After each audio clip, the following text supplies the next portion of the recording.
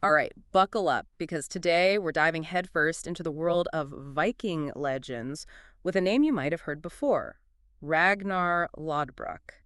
But trust me, even if you think you know this guy, you're in for a wild ride. Yeah, Ragnar's story is like trying to untangle a fishing net after a kraken attack. It's messy. We're talking epic sagas, conflicting historical accounts, whispers and rumors from all corners of the Viking world. Sounds like we're dealing with a real historical mystery here, so where do we even start? Well, the Icelandic sagas are always a good jumping off point. They're packed with adventure.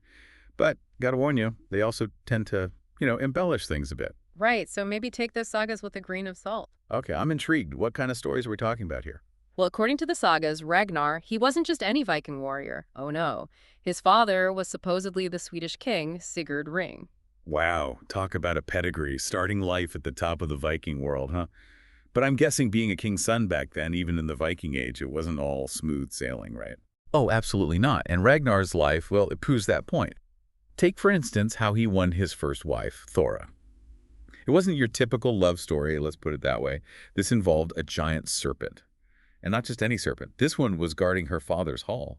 Talk about a high-stakes first date. A giant serpent. You're kidding me? Okay, that's one way to win over your in-laws, I guess. So that's where the whole Lodbrok thing comes in, right? Hairy breeches and battling serpents. What's the story there? You got it. That's how he earned the nickname Lodbrok, which basically translates to, you guessed it, hairy breeches. Well, Seems he wore some unconventional armor, let's say, when facing that serpent. okay, I can already imagine the illustrations in those medieval manuscripts. Talk about a bold fashion choice. So he conquers the serpent, wins the girl. That's quite a story, but I'm guessing it doesn't end there, does it?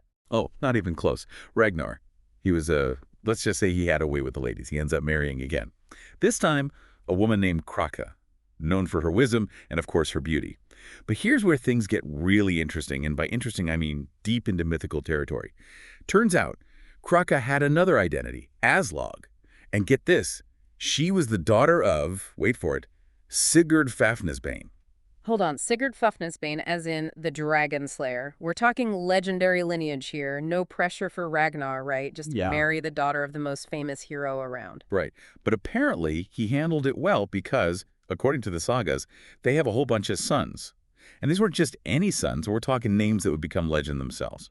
Okay, you're gonna have to give me some names here. I'm on the edge of my seat. Get ready. Because we're talking Ivar the Boneless, Bjorn Ironside, Svitserk, Sigurd Snake in the Eye. This is like the Viking Hall of Fame right here. Wow, with names like that, you just know their stories are gonna be wild. It's like something straight out of those epic poems. Exactly.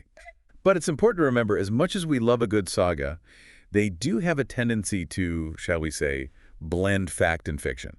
It's like they took real events, real people, and then they sprinkled in some, well, some creative liberties. So it's like looking at a historical tapestry, beautiful, intricate, but maybe not always the most accurate representation of what actually happened. A perfect analogy. Yeah. And nowhere is this more evident than in the way the sagas describe Ragnar's death. Oh, right. I'd almost forgotten about that part. This is where the English king Ella comes in, right? Exactly. Ella of Northumbria. Mm-hmm. Now, he and Ragnar, they had a bit of a history, let's say. From what I've heard, it doesn't end well for our friend Ragnar. Let's just say Ella wasn't known for his mercy. According to the sagas, he had Ragnar thrown into a pit of snakes. Oh, come on, seriously. A pit of snakes. That's brutal, even for the Vikings. And of course, the sagas, they really milk this scene for all it's worth.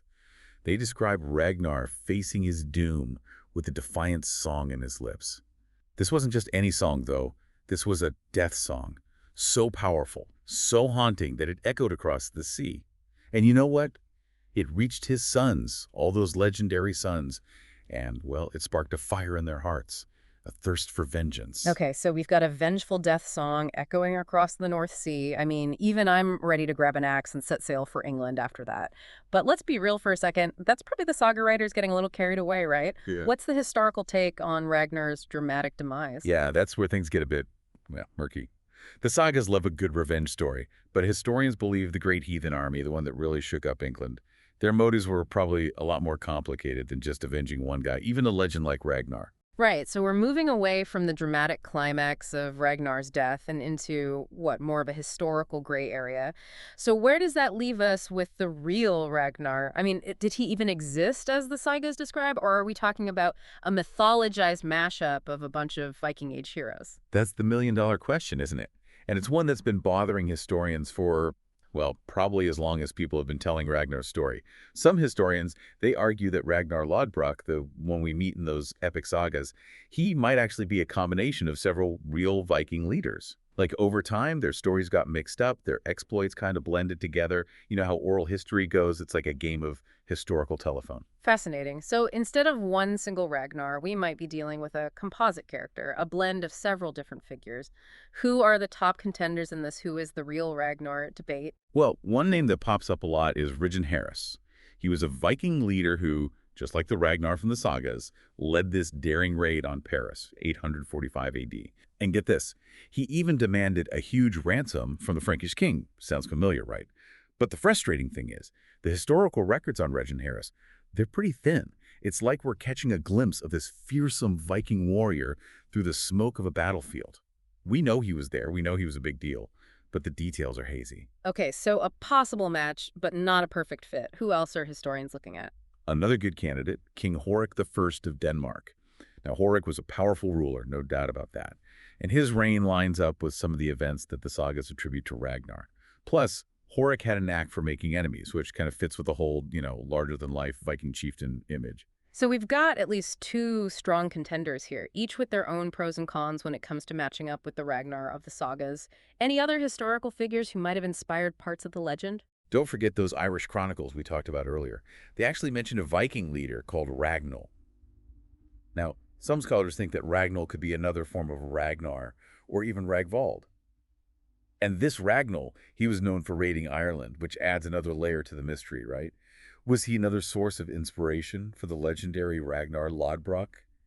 It's definitely possible. This is like a giant historical jigsaw puzzle, isn't it? We've got all these tantalizing pieces, these clues scattered across different countries, different sources, but putting them together into a clear picture, that's the challenge. Welcome to the world of early medieval history.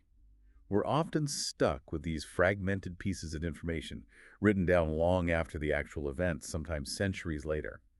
Imagine trying to reconstruct a battle from the accounts of a few people who were there, each with their own perspective, their own biases. It's tough.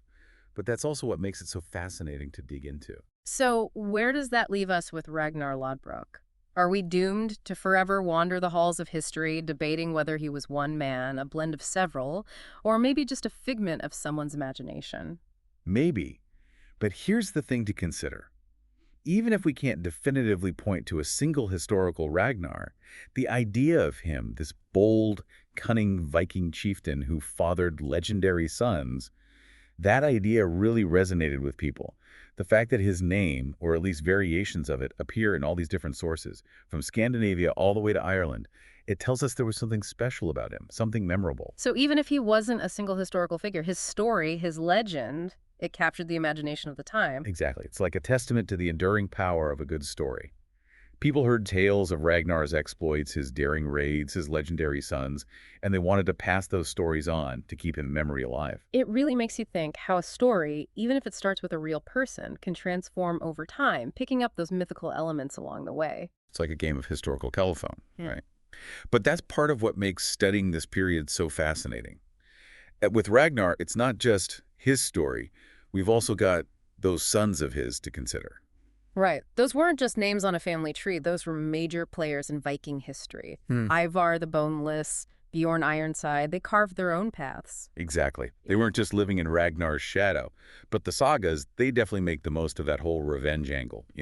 Sons avenging their father. It's a classic story for a reason. Definitely. And I'm sure it made for some pretty rousing tales around the campfire back then, but those sons, they achieved some pretty impressive things in their own right. Ivar the Boneless, for example, that guy was a military genius, wasn't he? Oh, absolutely. A brilliant strategist. The way he led the great heathen army, it's remarkable. And you can't forget Halfdan Ragnarsson either. He picks up where Ivar leaves off, at least according to some accounts. Battling Alfred the Great, well, it doesn't get much bigger than that in English history. It's mind-blowing when you think about it. We're talking about people who lived centuries ago, raiding villages, fighting battles, forging kingdoms, and their names, their stories, they still resonate today. And it all circles back to this one figure, Ragnar Lodbrok. It really does make you wonder, what would those Viking bards have made of our modern world, right? Yeah. Would they even recognize their own stories after all these centuries? That's a great question. It just goes to show the Viking Age, it's not just some dusty old history book. It's a period that still has the power to capture the imagination. Absolutely. And even though we might never know all the answers when it comes to Ragnar Lodbrok, that's okay. Sometimes the mystery is part of what makes history so captivating, right? Exactly. So, to everyone listening, keep exploring, keep asking those questions. You never know what you might uncover. Thanks for joining us on this deep dive.